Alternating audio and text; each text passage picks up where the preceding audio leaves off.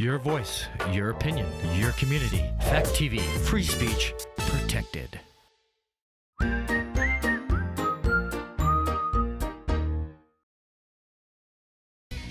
news, politics, business, sports, arts, music. Mike and Marty on the feed. Mike and Marty. Mike and Marty. Good morning, Bellows Falls and Keene, and welcome to the feed. It's Mike, and Marty's off this week. She's over in Italy having a good time. I'm here with Linda Hoag today, and we're going to be talking about Caleb's Cherubs. First, some local events. The movie this week at the Opera House is The Blue Beetle. There it is. It's a DC comic, I think, about a guy becoming a blue beetle. And then this week's classic movie is Charlotte's Web, and it's being sponsored by the Village Square Booksellers. Thanks to Pat and Alan. Okay, Linda, Good welcome. morning. Thank you. Good morning. Good morning to you. Caleb's Cherubs. It's an interesting title, but it could be a book. It could. It could be very a book, well but could. it's not a book. It's an interesting not-for-profit that you've established Correct. to help people out. Right. And now, I think everyone knows that today teachers spend a lot of time and a lot of their own money equipping Yes. their kids. Right. And because of the specialized needs for education today. So how does Caleb's Cherubs come in? Caleb's Cherubs Educational Fund, which is the full name of the nonprofit, was an idea that came out of a vision I had about 40 years ago. But Really? it took me 40 years to figure out Uh-huh. exactly what I wanted to do. And it was always about paying it forward. And just to give you a little background behind it,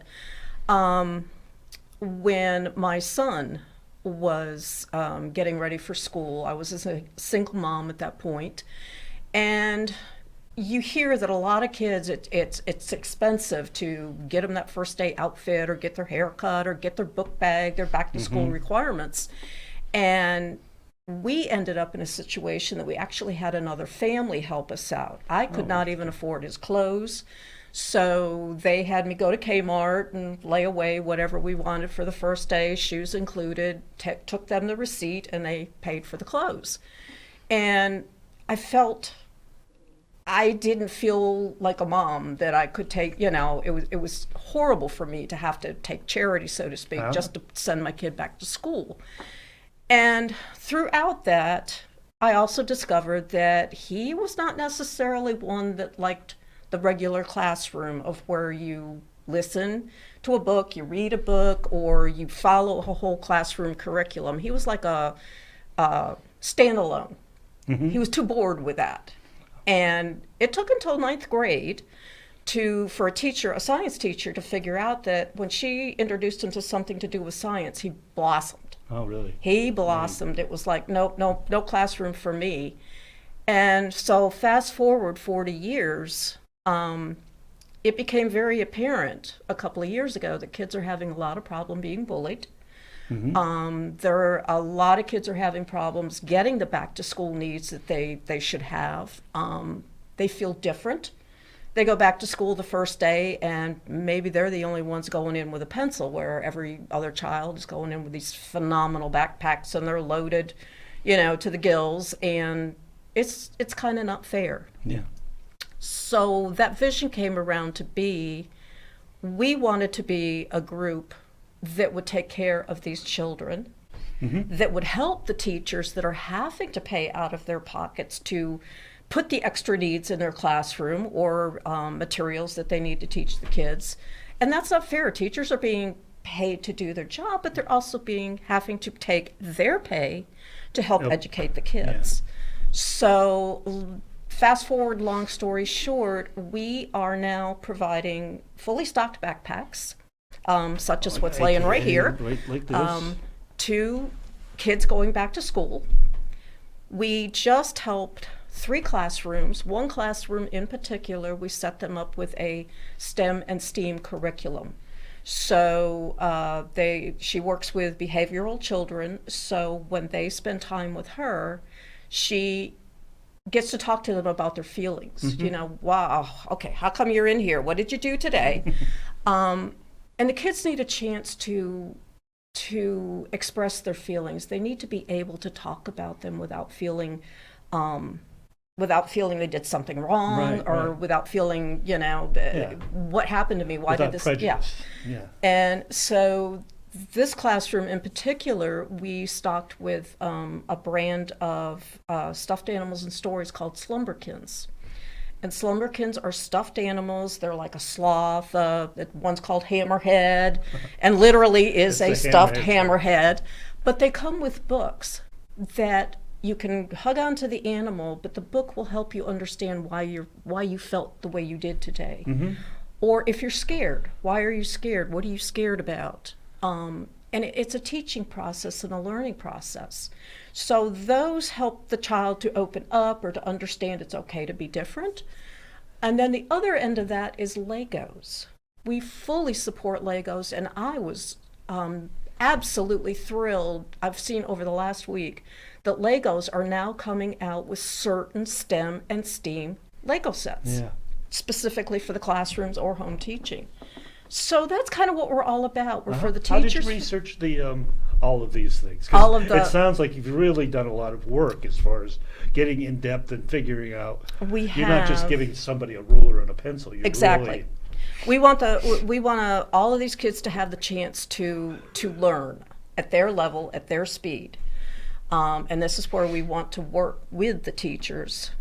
We'd like to set up more STEM, STEAM curriculums going forward, you know, to where the entire classroom is like that. So maybe there's a quiet area over here where if you're not able to, if you don't want to participate in reading or writing today, let's come on over here. You can pull out a book and read, or you can, let's play with this little Lego set or building blocks.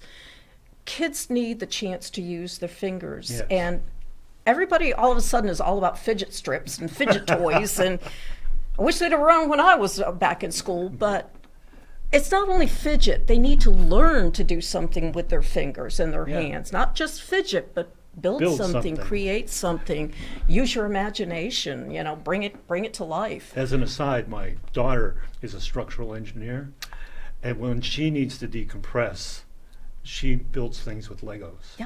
So it's just, you know, it's like it does. It takes the stress level away, and you're able to let off steam and just like take a breath and go, okay, where does this go? Let's put it together. But you're building something. You're getting that tactile, you know, that in your head you can put things together and Wow. And our mission statement is actually our mission is empowering.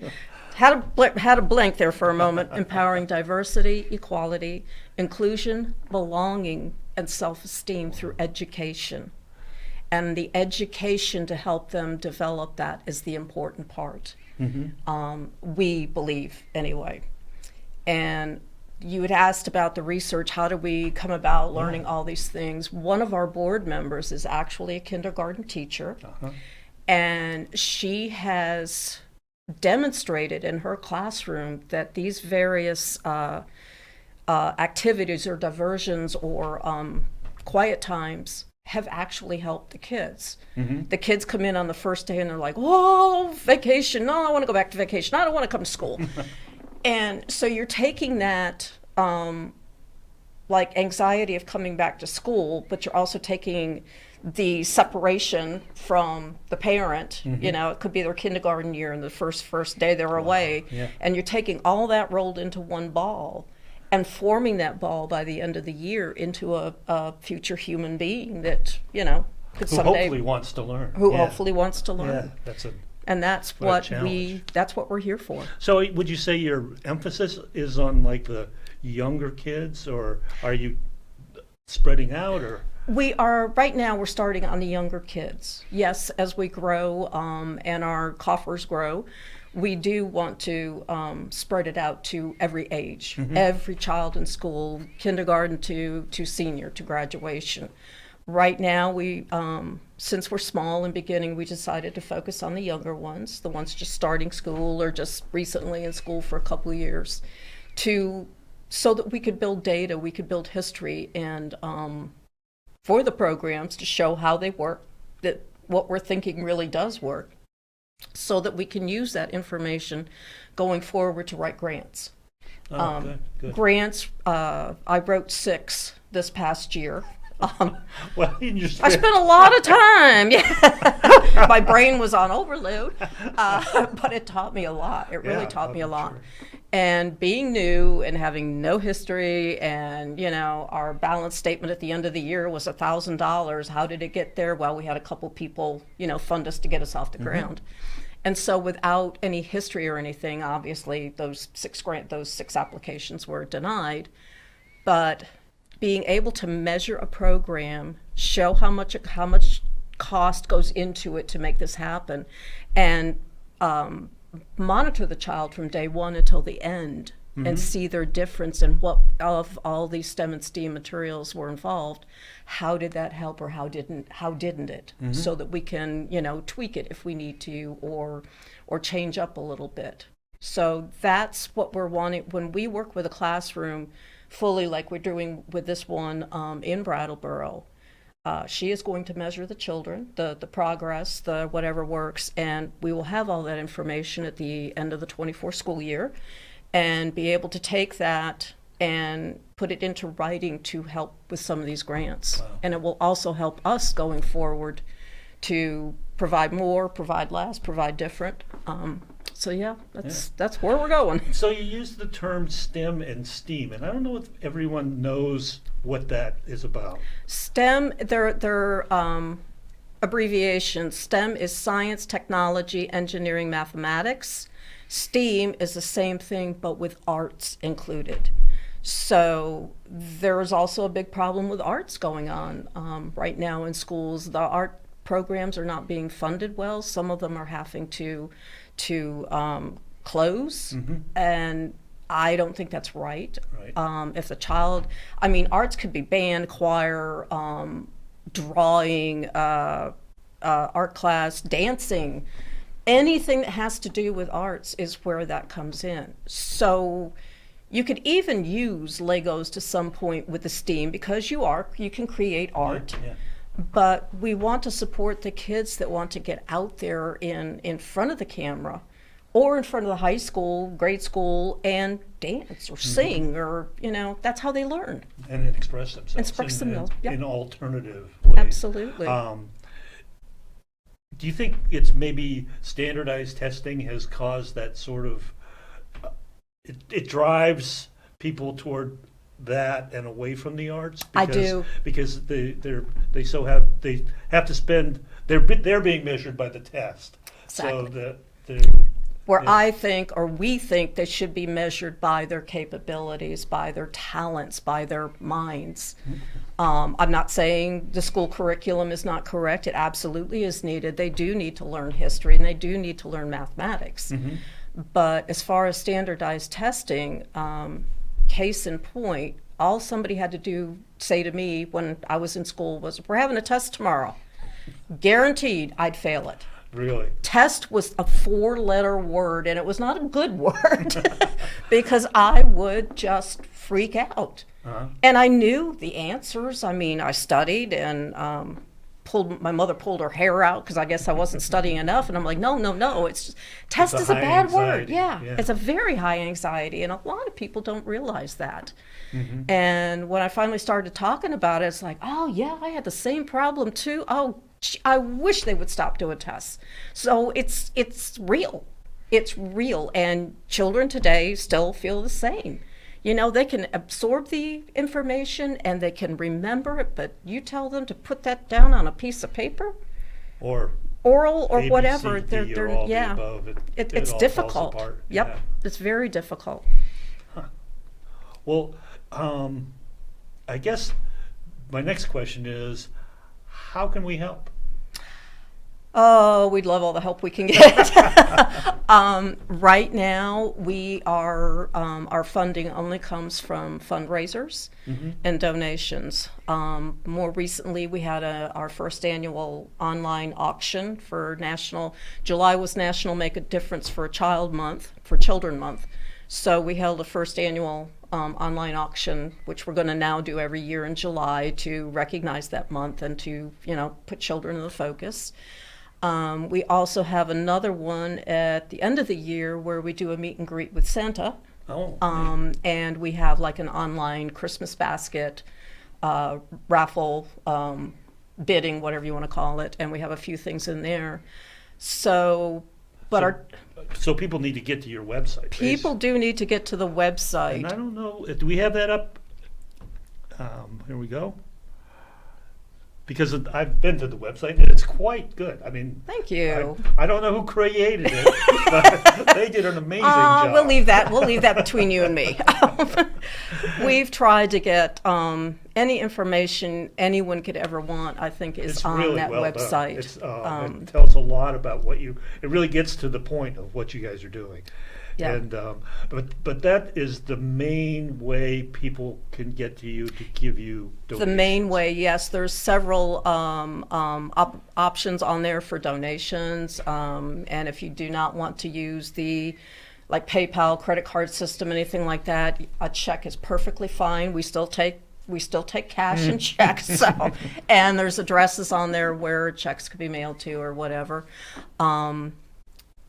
We're, as I said, we're about a year old, so we are really struggling right now to raise the funds. We also we have an opportunity that we're fundraising once a month at doing bingo concessions for our local bingo night, and so anything that the gamers purchase during the night, that goes 100% to Caleb's fund. So we, the adults, donate whatever we're making or fixing, so the fund gets 100% of the proceeds. Yeah, it seems like you guys are really learning to ride the bike while you're building it. We are. You're putting out these backpacks. You told me you have 20 that you're distributing today. Yes. You've already done the fundraisers and everything else, and you're only a year old. So we're only a year old, quite right? a dynamic organization. It's been phenomenal. Like the last few months, we've been asked to speak or write an article, share with local Rotary clubs. And before that, we were just a name. And I could put it out on Facebook, I could put it on Caleb's page, I could put it on my page. And it was just like, if you're like me, you just get on, you look real quick, and you close Facebook. Yeah, so that's what we were kind of up against. But now with reaching out to we've had schools reach out to us, teachers reach out to us, and so everything that we do, we're including, we have a brochure, we have a business card, so that goes with everything to keep everybody up to date on how to get in touch with us. Right. And I don't know where to go from there. well, I was going to ask, because you mentioned earlier about you going out and shopping and what an eye-opener it was just to figure out, just to see the cost. Just to see the cost. It's astounding. This bag right here, we consider it fully stocked for the sixth grade and up, because it contains headphones for their computers, a notebook, dividers, paper, 3-ring paper, notebook paper, pencils, color pencils, fine point markers. I would say this bag right here for a parent or a guardian to go out and put the things that are in this bag, it's going to run them about $40. Wow. And if you have 2 or 3 kids, that runs up going through the really money, quickly. And so that's where we want to step in and help take some of that burden away. And so, some places, if you watch TV, like Burlington and places like that, they'll do Stuff the Bus, where people just fill things up. That gives you stuff, but it sounds like you guys are really doing the more specialized, like you have a real targeted, focused things that you want. So probably money donations go a lot further for you than monetary donations are, for us, is kind of what it's all about. Yeah. We could always say, oh, we need this or we need this, and it would be great, if you have a set of Legos laying around that you don't want anymore, sure, we'll take those. But to have the financial capability to go out and make certain dreams or wish lists happen is much more works better for us.